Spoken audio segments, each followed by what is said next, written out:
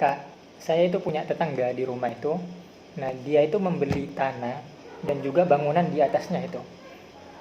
Tetapi setelah beberapa bulan, statusnya itu berubah menjadi sengketa. Karena memang yang dibeli itu adalah hasil dari warisan gitu. Hal Ya, itu itu dibuktikan. sering terjadi.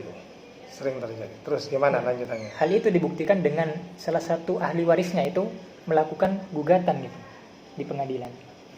Nah, mungkin kakak ini punya tips bagaimana cara membeli tanah ataupun bangunan gitu ya, supaya aman dan terlindungi secara hukum. Ya, yang pertama yang harus dilakukan adalah tanyakan kepada calon penjualnya tentang dokumennya. Ya. Ada tidak dokumen yang mendasari alas hak atas tanah dan bangunannya itu?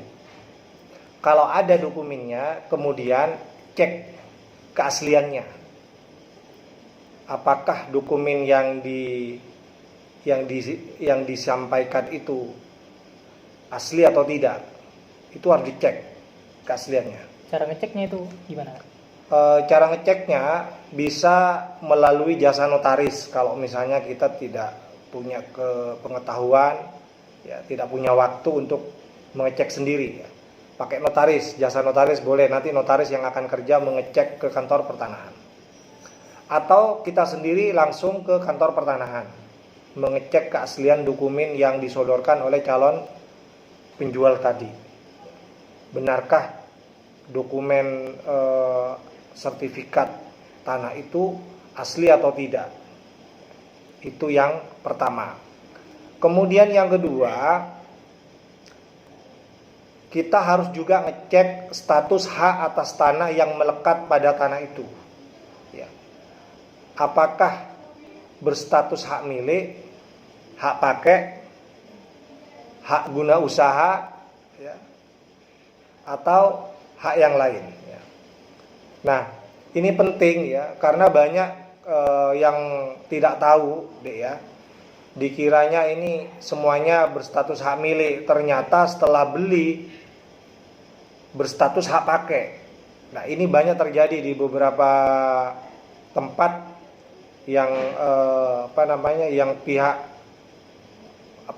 pengelola perumahannya, ya, pengembangnya itu kadang-kadang tidak secara terbuka memberikan informasi, ya, apakah status hak atas tanahnya itu hak pakai atau hak milik. Padahal pembeli itu sebenarnya pengennya berstatus hak milik, ternyata itu berstatus hak pakai. Itu tidak boleh terjadi, ya. Jadi sekali lagi pastikan tahu status hak yang melekat pada tanah itu, apakah hak milik, apakah hak pakai, atau hak guna usaha, ya, dan lain-lain. Itu harus dipastikan begitu. Di antara hak tersebut itu Kak, yang paling aman hak yang mana itu Kak? Hak milik, ya. Jadi sekali lagi akan lebih baik kalau Anda membeli tanah yang alas haknya itu adalah hak milik, ya. Sebab hak milik itu adalah hak yang paling kuat di antara hak-hak yang lain, ya. Jadi sekali lagi kalau disuruh memilih, lebih baik memilih yang berstatus hak milik. Jadi itu yang kedua, ya. Kemudian yang ketiga, harus juga kita cek luas tanah di sertifikat, ya, yang tertulis di sertifikat maksudnya, itu sama tidak dengan luas tanah yang secara fisik di lapangan itu, ya. Maksudnya apakah sama luas tanah yang tertulis di sertifikat dengan luas tanah secara fisik. Jadi kita harus memastikan itu sesuai bentuknya, ya, kemudian ukurannya, ya, itu harus sesuai. Jadi seperti itu. Kalau ternyata tidak sesuai itu Kak, antara sertifikat dan kondisi fisiknya itu bagaimana? Sekali lagi harus cek lagi ke kantor pertanahan, ya. Nanti di sana akan diperlihatkan buku tanah, ya. Kenapa ini bisa terjadi, ya, antara luas tanah yang tertulis di sertifikat tidak sama dengan luas tanah secara fisik, ya. nanti akan dijelaskan oleh pihak kantor pertanahan. Ya. Nah itu memang ada beberapa temuan yang seperti itu. Nah kalau misalnya terjadi seperti itu, tanyakan prosedur mengurusnya bagaimana, ya, supaya kelebihan tanahnya misalnya tanahnya secara fisik itu lebih luas daripada yang tertulis misalnya, ya kan, Eman kan. Kalau misalnya ini tidak tertulis juga di sertifikat, itu ada prosedur untuk mengurusnya. Yang penting pihak penjualnya rela memberikan kelebihan luas tanahnya itu. Ya. Nah itu yang keempat. Kalau ingin membeli tanah dan bangunan di atasnya supaya aman dan terlindungi secara hukum. Kemudian yang keempat, ya, semua proses jual beli tanah dan bangunannya itu sebaiknya menggunakan akta otentik atau surat perjanjian jual beli, ya, secara tertulis, ya. Dan itu akan lebih baik kalau di depan notaris, ya. Sehingga kita punya akta otentik, ya. Jadi walaupun sama-sama tertulis itu beda deh. Ada yang akta di bawah tangan tertulis juga, tapi ada yang akta otentik. Akta otentik itu tertulis, tapi yang mengeluarkan itu adalah lembaga yang berwenang.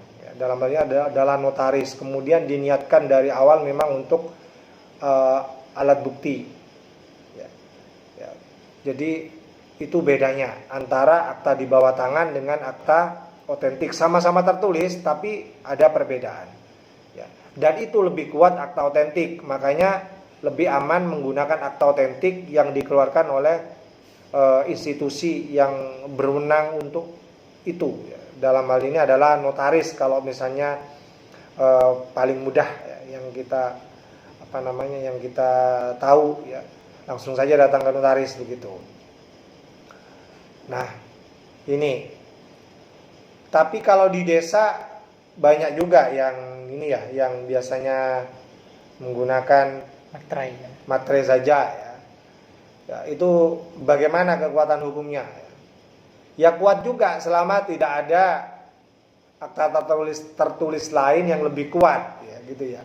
Jadi di desa itu memang ada banyak orang melakukan jual beli tanah dengan cukup bukti tertulis menggunakan materai, ya kan.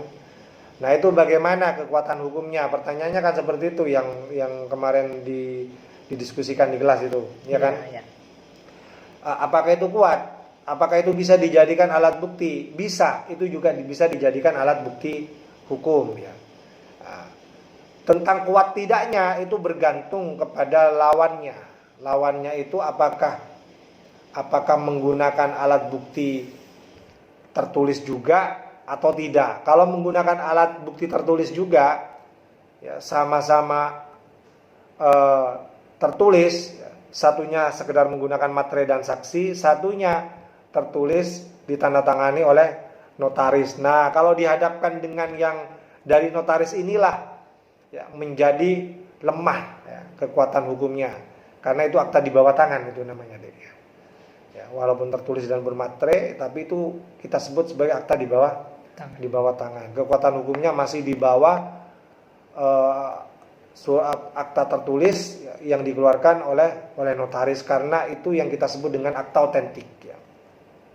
Kemudian yang terakhir, kembali ke pertanyaan di awal, pastikan jual beli itu disetujui oleh semua pihak, ya, termasuk para ahli warisnya. Kalau misalnya dikhawatirkan ini berpotensi menimbulkan sengketa, ya, terutama tanah atau bangunan yang berasal dari harta warisan, ya.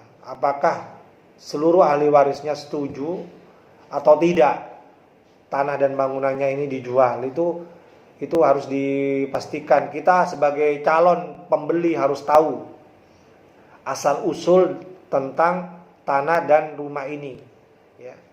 Apakah ini memang asal usulnya murni dari calon penjual yang bersangkutan atau dia punya asal usul misalnya dari harta warisan, ya kan? Dan itu memang rentan terjadi sengketa kalau kita tidak tahu riwayat dari tanah itu. Saya kira itu tentang tips singkat supaya kita aman dan terlindungi secara hukum jika mau membeli tanah dan juga bangunan yang ada di atasnya. Semoga bermanfaat, bisa melengkapi apa yang kita diskusikan kemarin di kelas ya. Nanti kita share juga ini di grup dan kita share juga barangkali ada yang butuh informasi ini juga bisa dipublish ya. Supaya namanya juga diketahui dan dimanfaatkan oleh banyak orang yang ingin melakukan jual beli tanah dan bangunan ya. Saya kira itu, terima kasih. Ternyata adik masih ingat apa yang sudah kita diskusikan kemarin di perkuliahan. Ada lagi pertanyaan? Tidak ada. Tidak ada ya. Saya kira cukup ya. Sekali lagi semoga bermanfaat. Oke? Tetap semangat belajar.